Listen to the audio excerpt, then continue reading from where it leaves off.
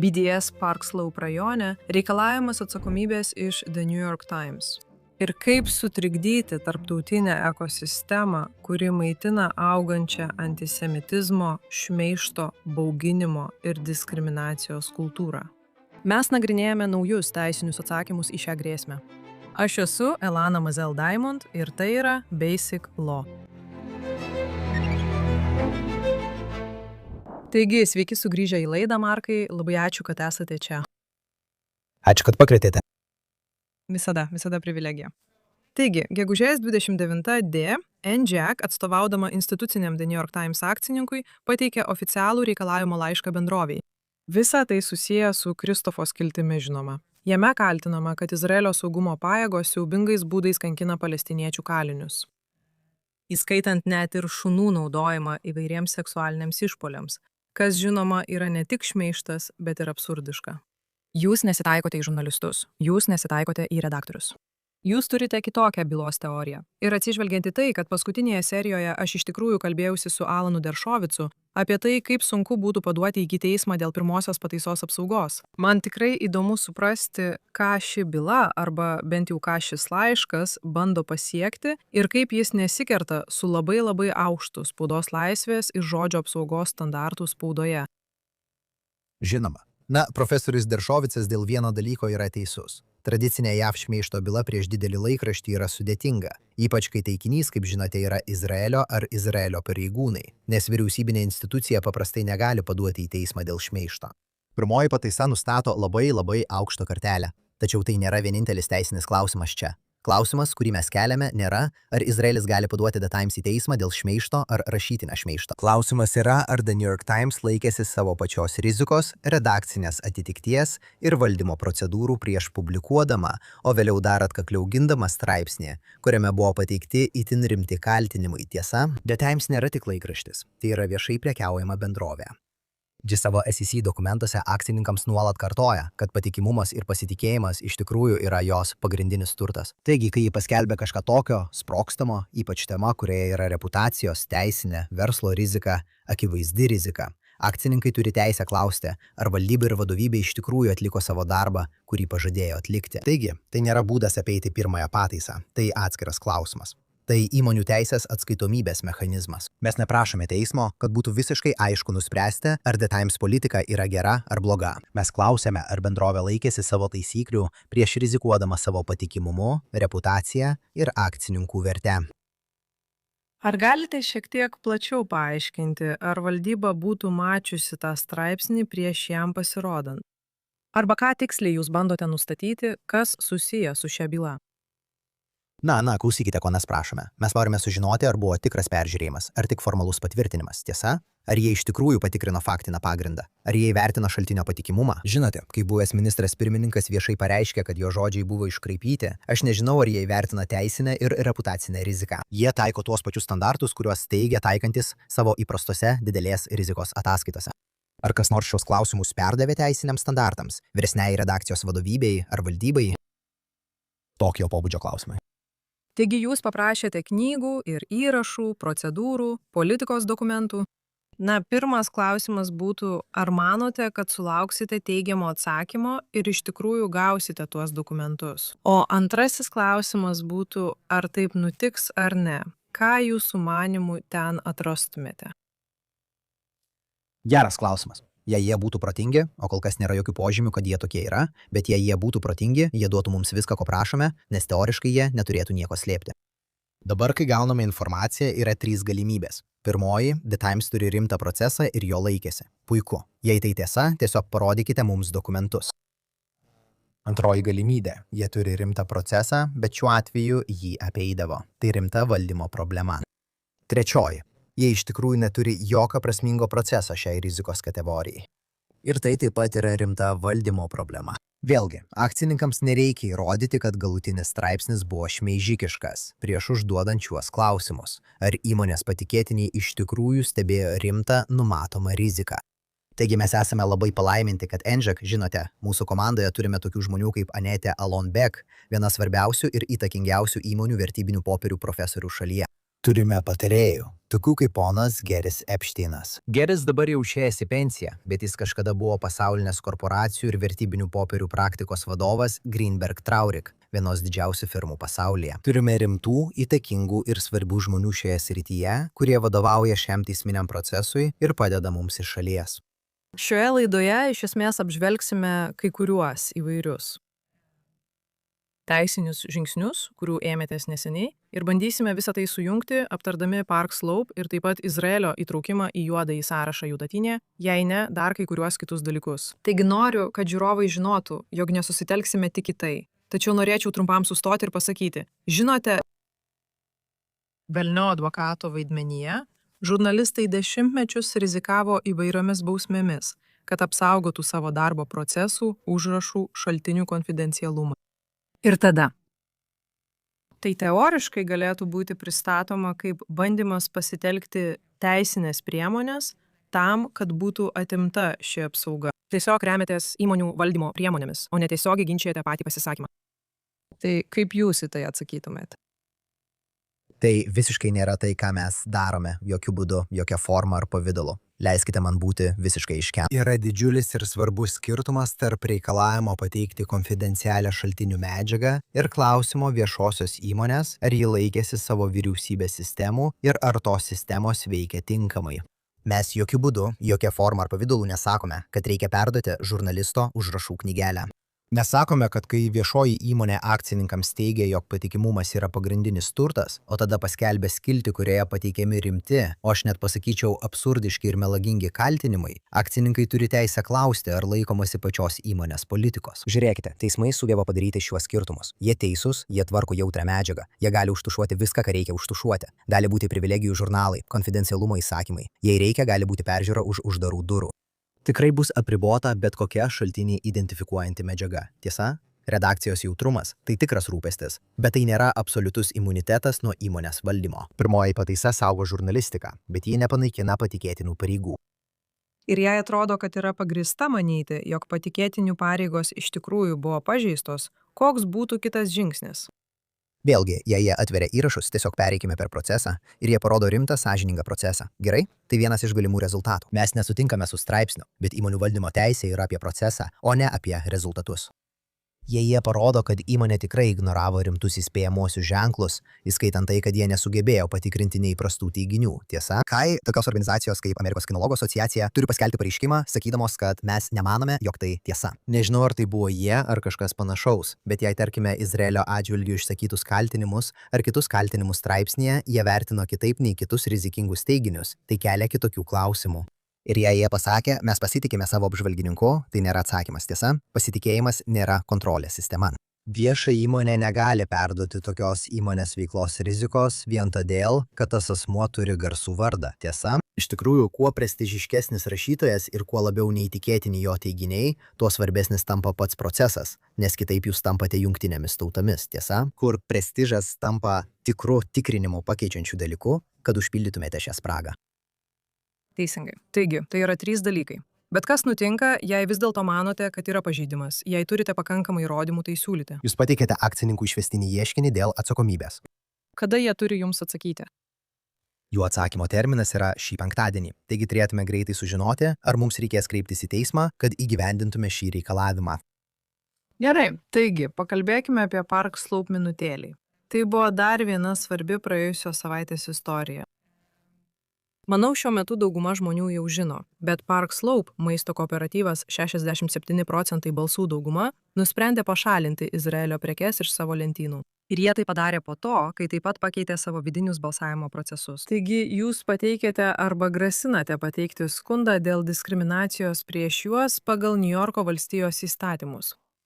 Ir tas įstatymas, jūs žinoma galite papasakoti daugiau detalių, bet kiek suprantu, draudžia verslo juoduosius sąrašus pagal rasę, tautybę ir panašiai. Ar galite šiek tiek plačiau papasakoti apie šią istoriją? Žinoma, ir aš tik pasakysiu, žinote, mes niekada nesiunčiame reikalavimo laiško ir rimtai to neketiname. Mes norime, kad jie atsitrauktų, bet jei ne, mes tikrai ketiname pateikti ieškinį. New Yorko įstatymai turi specialią nuostatą prieš boikotą. Pagal ją yra neteisėta boikotuoti, įtraukti į juodąjį sąrašą, atsisakyti pirkti iš asmens, parduoti jam ar su juo prekiauti. Dėl šio saugomų požymių sąrašo, kuris apima ir tautinę kilmę, arba dėl saugomų to asmens savininkų, narių, darbuotojų ar bendradarbių požymių ir panašiai. Taigi, ką padarė kooperatyvas? Jie tiesioginė prasme priėmė boikotą pagal šalį, tiesa? Izraelio prekės kaip Izraelio prekės. Ir vėlgi tame pačiame susirinkime jie taip pat, kaip minėjote, panaikino 75% superdaugumos reikalavimą boikotams. Taigi, klausimas yra toks. Ar Niujorko verslas gali atsisakyti prekiauti prekėmis vien todėl, kad jos yra iš Izraelio? Ir mes manome, kad atsakymas yra ne. Aš tiesiog noriu iki galo suprasti logiką. Argi privatus verslas neturi teisės nuspręsti, iš kur jis aprūpina savo lentynas? Tai tikrai geras klausimas. Šiame kontekste privatus nereiškia, kad jis atleidžiamas nuo pilietinių teisių įstatymų. Leiskite pateikti pavyzdį. Restoranas gali būti privatus, tiesa? Klubas gali būti privatus. Parduotuvė gali būti privati. Tokia kooperatinė bendrovė kaip ši taip pat gali būti privati. Tačiau kai tik pradedi veiklą prekybos srityje, Niujorkas gali pasakyti: Ei, jūs negalite diskriminuoti prekybos pagrindų veikiančiose iniciatyvose pagal saugomas kategorijas. Nariai gali turėti politinių pažiūrų, jie gali kritikuoti Izraelį, jie gali pasisakyti už ką tik nori. Jie gali atsisakyti pirkti produktus individualiai. Ko jie negali padaryti, tai paimti verslo subjektą ir paversti diskriminaciją pagal tautybę parduotuvės politiką. Ar tai buvo iškilę dėl kitų šalių? Kokia yra teismų praktika šiuo klausimu? Dėl kitų šalių? Taip, dėl prekių iš kitų šalių ir kitų atvejų. Kiek dar žinote verslų, kurie būtų ėmėsi veiksmų prieš, žinote? Tu iš tikrųjų ko? Jūs iš tikrųjų nematote, kad jie imtųsi veiksmų prieš kitas šalis dėl kitų tariamų žmogaus teisų pažeidimų. Ir vėlgi, tai yra viena iš diskriminacinių dvigubų standartų požymių. Gerai. Taigi, ko tiksliai reikalaujate, kad jie padarytų? Kad jie atšauktų boikotą, kad jie vėl papildytų lentynas, Kad jie. Visa tai, kas išvardyta aukščiau.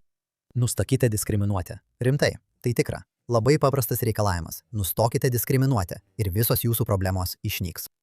Na, bet ar tai, kas čia įvyko, iš esmės nesusiję su tuo, kad jie apie tai paskelbė? Jeigu jie būtų tiesiog verslas, nusprendęs nebetiekti humuso iš tam tikrų tiekėjų, tiesa, jūs negalėtumėte parodyti sąsajos. Teisingai. Turiu omenyje tam tikrą prasme, jei tu darai tokius dalykus privačiai, nesukeldamas triukšmo, nesiremdamas atvirai antisemitinę retoriką, kaip jie darė, tikriausiai būtų galėję išsisukti. Bet žinote, aš tai dažnai sakau. Geras dalykas su naudingais idiotais yra tas, kad jie vis tiek lieka idiotais. Ir jie daro tokius dalykus, kaip paskelbė: Ei, sukurkime draudimą pagal tautinę kilmę. Ir tuo pačiu metu panaudokime tai kaip platformą diskriminuoti ir priekadauti prie žydų. Na, kiek jie gali pasinaudoti tuo faktu ir manau, kad jūs tai paminėjote savo laiške. Kiek jie gali pasinaudoti tuo faktu, kad abiejose balsavimo pusėse buvo žydų? Visiškai nesvarbu. Tai nepaneigia teiginio. Žiūrėkite, pilietinių teisių įstatymas neklausia, ar kiekvienas žydas su tuo sutinka. Jis klausia, ar ginčiamas elgesys diskriminuoja pagal saugomą pagrindą. Ir viskas. Esu tikras, kad buvo moterų, kurios prieštaravo moterų teisėms. Ir esu tikras, kad įvairiais laikotarpiais tikriausiai buvo juodaodžių amerikiečių, kurie nesutiko su pilietinių teisų strategijomis, tiesa? Vidiniai nesutarimai saugomoje bendruomenėje neįteisina diskriminacijos prieš tą bendruomenę. Ir dar kartą, kad būtų aišku, čia net ne apie žydus kaip tokius, tiesa? Manau, tai yra 296 skyrius. Jame kalbama apie boikotus ir juoduosius sąrašus pagal tautinę kilmę. Taigi Izraelio gamintojai, Izraeliui priklausančios įmonės nebūtinai turi būti žydai. Įmonės turinčios Izraelio tiekėjus, netgi verslai susiję su Izraelio partneriais, visi jie gali būti paveikti. Taigi tai niekada nelieka griežtai susijęta tik su viena religija. Tai netgi nelieka griežtai susijęta su tam tikra geopolitika. Tai sukuria priešišką aplinką žydams, izraeliečiams, su Izraeliu susijusiems žmonėms. O visi šie požymiai yra saugomi pagal įstatymą. Gerai.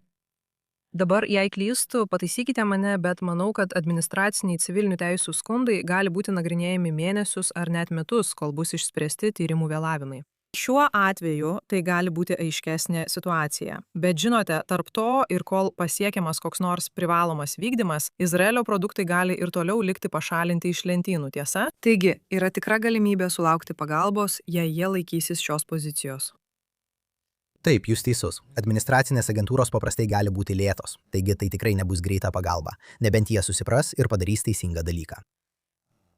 Bet žinote, teisinis procesas yra svarbus net ir prieš priimant galutinį sprendimą. Tai priverčia kooperatyvą viešai paaiškinti savo politikos pagrindus. Ir tai taip pat suteikia paveiktiems tiekėjams, nariams ir vartotojams galimybę išreikšti savo poziciją. Nuo tada, kai pateikėme tą laišką, daug žmonių prisijungė prie mūsų ir tai lemia tolesnį tyrimą bei, tikėkime, koreguojančius veiksmus. Ir taip pat, žinote, vyksta įvairūs paraleliniai spaudimai, kol tai darote. Tiesa? Yra reputacinis spaudimas, galimas partnerių spaudimas, tiesa? Jie gali gana greitai suprasti, kad tai, ką jie laiko tik simboliniu aktyvizmu, turi realių, teisinių ir verslo pasekmių jiems. Taigi esmė nėra tik sugrąžinti produktus atgal į lentynas. Tai yra parodyti, kad tokie komerciniai juodieji sąrašai nėra be pasekmių ir gali būti vertinami pilietinių teisių požiūriu. Ir jei juos įsitrauksite, galite tikėtis pasekmių. Gerai, taigi kalbant apie juoduosius sąrašus, jūsų teisinės pastangos pasiekė teismus. Tuo pačiu metu, kai JT oficialiai įtraukė Izraelio saugumo pajėgas į savo pasaulinį juodąjį sąrašą. Ir aktorių įtariamų seksualiniu smurtu konfliktų zonose prisijungiančių prie tokio sąrašo. Šiemet kompaniją sudaro Hamas ir Rusija. Taigi, prieš pradėdami viską susieti, kokia yra šio žingsnio reikšmė? Kalbant apie orderius izraeliečiams tarptautinėme baudžiamajame teisme arba šią nesibaigiančią bylą tarptautinėme teisingumo teisme, kuri tęsis bent iki 2029 metų, jei neilgiau. Turiu omenyje, kad tai reiškia, jog gyvename visiškai keistame pasaulyje. Kartais tiesiog negali tokių dalykų sugalvoti. Bet žiūrėkite, net ir Jungtinių tautų generalinio sekretoriaus ataskaita nėra nuosprendis. Tai nėra teismo sprendimas. Ji neįrodo jokios atsakomybės. Ji nieko nenustato. Bet tai pavojinga. Tai pavojinga, nes tampa pasakojimo pagrindu, tiesa? Ir visa tai veikia taip. Tarptautinės teisinės institucijos, nevyriausybinės organizacijos, žurnalistai, aktyvistai, visi jie cituoja vieni kitus šiame uždarame rate. Taigi, JT ataskaita cituoja NVO. NVO cituoja laikraštis. Laikraštį cituoja ieškovas, o ieškovą cituoja politikas. Ir tai atrodo kaip nepriklausomas patvirtinimas. Iš tikrųjų, tai tas pats teiginys perdirbamas per 5 skirtingas institucijas. Ar tai automatiškai ką nors pakeičia tarptautinėme baudžiamajame teisme ar tarptautinėme teisingumo teisme? Ne, bet tai sukuria politinius ir įrodymų sunkumus. Beje, visi turėtų pažiūrėti internete esantį vaizdo įrašą, kuriame asmuo parašęs ataskaitą iš tikrųjų pasakė, kad ji nepatikrino jokių kaltinimų. Ji nežiūrėjo į jokių įrodymų. Ir net jei būtų pasiūlyta, jie atsisakė žiūrėti į bet kokius įrodymus. Tai tiesiog keista situacija. Niekada nemačiau nieko panašaus, kad jie tiesiog atvirai pripažįsta, kad viskas visiškai išgalvota. Bet taip, žiūrėk, apskritai tai yra rimta problema, būtent ta ekosistema, apie kurią kalbėjome, tiesa? Taigi, kai tai pasiekia visuomenę, atrodo, kad tai yra nepriklausomi šaltiniai, bet iš tikrųjų taip visiškai nėra. Ir tai ypač pavojinga, manau, šioje srityje. Aš nesu seksualinio smurto kaltinimų ekspertas, bet labai daug žinau apie antisemitizmą. Ir žinau, kad čia tai ypač pavojinga. Žiūrėkite, tai yra vieni iš labiausiai kurstančių kaltinimų, kokius tik galima įsivaizduoti. Ir kaip daugelis kaltinimų dėl antisemitizmo istorijoje, jie yra sukurti tam, kad apeitų logiką ir automatiškai sukeltų pasibjaurėjimą bei neapykantą. Štai kodėl seni antisemitiniai šmeižtai taip dažnai sukosi apie seksualinį iškrypimą, vaikų išnaudojimą, nuodijimą ar šventų dalykų išniekinimą. Tiesa? Slapta sąmokslo teorija, visa tai. Forma keičiasi, bet funkcija išlieka ta pati. Tai bando priversti jūs nebeužduoti klausimų, o iškart sukelti pasibjaurėjimą ir neapykantą. Akivaizdu ir šie kaltinimai turi būti ištirti, tačiau Izraelis jokių būdų neturėtų būti vertinamas pagal žemesnius įrodymų standartus, kaip tai daro jo ateities teismai. Taip pat verta paminėti, nors manau, kad daugelis žmonių tai jau žino, kad Kristofas straipsnis buvo paskelbtas, man atrodo, naktį prieš arba dieną prieš, tikrai smerkiančią, labai įrodymais pagrįstą ataskaitą apie Hamas seksualinį smurtą spalio 7-ąją. Ir todėl tai buvo itin veiksminga, nukreipiant dėmesį nuo to ir sukuriant nelaimingą situaciją. Aš net nepavadinčiau to moralinę lygybę, greičiau tai yra amoralus sulyginimas, kurio mums kažkaip reikės atsikratyti per artimiausius metus. Taip, žiūrėk. Aš tik norėjau pasakyti, žinai, vienas dalykas, kuris labai domina mūsų akcininkus, yra tas laiko grafikas. The New York Times per atstovą spaudai teigia, kad jie nežinojo, jog ataskaita bus paskelbta ir kad ji bus paskelbta tą dieną, bei kad laikas tam neturėjo jokios įtakos. Galiu pasakyti, kad patvirtinau su kitomis naujienų agentūromis ir mačiau dokumentais patvirtintą embarguotą ataskaitą, kurią joms pateikė Izraelis ir buvo nurodytas laikas, kada ji bus paskelbta. Sunku patikėti, kad aš turėjau embarguotą ataskaitą ir tiksliai žinojau, kada ji bus paskelbta, o The New York Times ne. Puiku, norėtume pamatyti ir tuos įrašus. Kalbant apie jūsų pastebėjimą dėl klaidingo įspūdžio, kad visi šie skirtingi šaltiniai yra nepriklausomai patvirtinti, tiesa? Sukuriama didelis aido kambarys, kur atrodo, kad vyksta daugybė nepriklausomų tyrimų. Ar tai galiausiai turi teisinės įtakos? Kai einate į nacionalinį teismą, ar JLT ataskaita turi kokios nors reikšmės jūsų argumentams ar argumentams prieš jūs? Kas? Trumpas atsakymas - neturėtų. Žinote, Niujorko pilietinių teisų agentūra negali sakyti, na, jei tik kritikavo Izraelį. Todėl Niujorko verslas gali boikotuoti Izraelio prekes. Tiesa, tai tikrai nėra taip, kaip veikia pilietinių teisų įstatymai. Veikia. Jei turite kažkaip parodyti unikalų ar piktavališką šališkumą kai kuriuose iš šių dalykų, tuomet faktas, kad šios ataskaitos egzistuoja pasaulyje, galėtų būti panaudotas kaip argumentas, jog tai yra faktais pagrįstas arba objektyviai motyvuotas veiksmas. Vėlgi, tai neturėtų reikšmės. Jūs galite turėti rimtų priežasčių nemėgti žmogaus tautinės kilmės, bet vis tiek negalite jo diskriminuoti dėl jo tautinės kilmės, tiesa?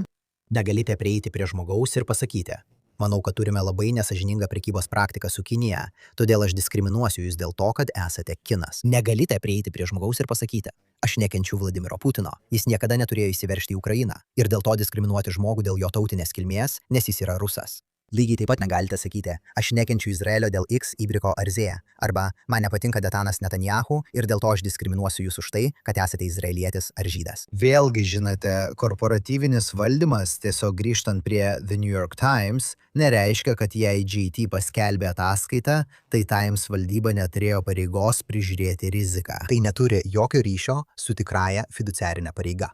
Dabar vėlgi, akivaizdu, jūs teisus. Tai yra dalis faktinės aplinkos. Tai galėtų paaiškinti, kodėl šie kaltinimai sklido, bet jokių būdų neapsaugo diskriminacinio elgesio.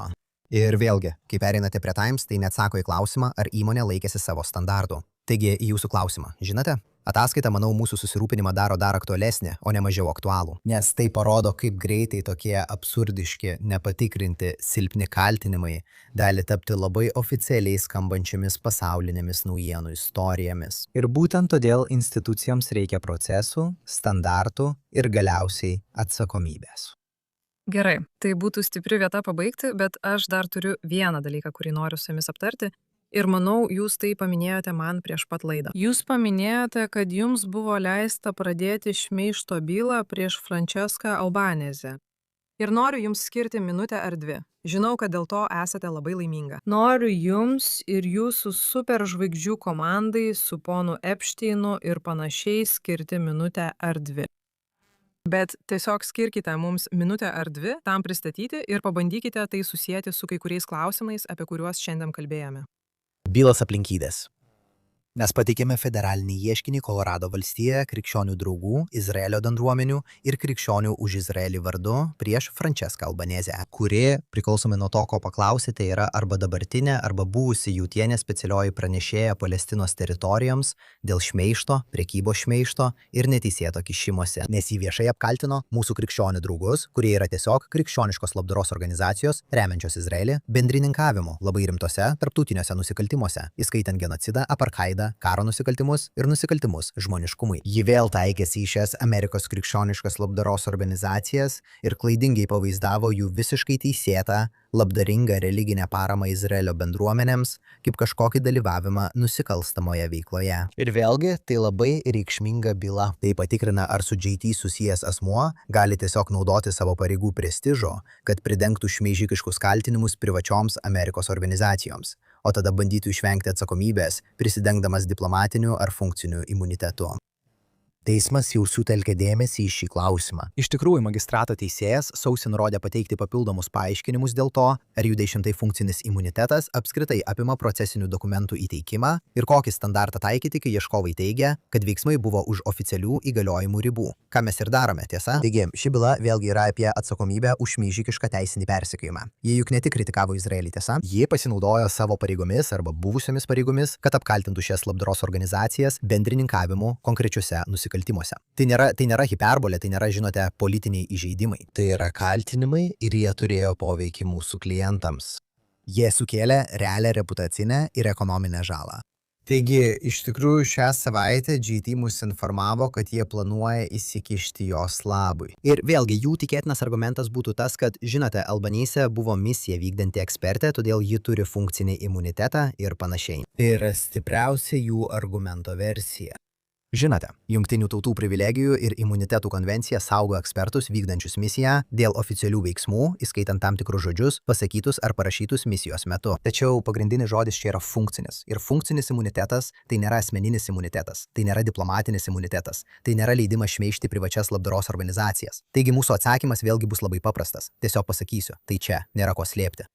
JT gali apsaugoti oficialų JT darbą. Tai nepaverčia jos asmeninės politinės kampanijos, šmeižikiškų išpolių, bauginimo ir neteisėto kišimosi į privačių Amerikos organizacijų veiklą apsaugomų elgesių vien dėl to, kad ji prie savo vardo prideda UTA titulą.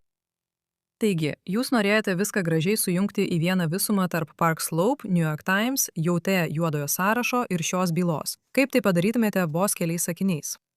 Apskritai, jei reikėtų viskam, ką darome, suteikti pagrindinę mintį, tai mūsų veikla nėra susijusi su cenzūra, tai susijęs su atskaitomybė.